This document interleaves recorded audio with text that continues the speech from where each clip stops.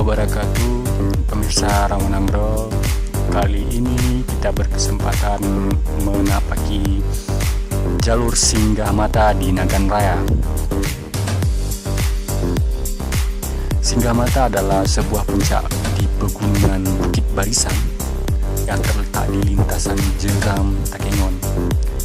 Jalur ini juga dijadikan sebagai jalur untuk menuju Betong Ateh yang merupakan sebuah lembah di Nagan Raya.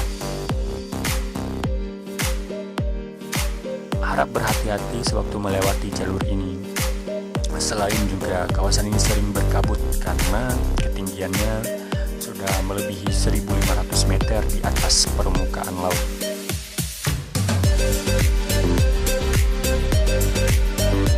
Puncak ini juga bisa kita jadikan sebagai penguji adrenalin kita.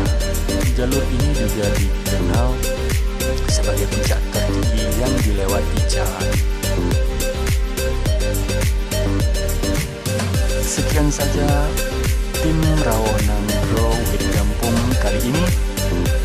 Sampai bertemu di lain kesempatan. Assalamualaikum warahmatullahi wabarakatuh.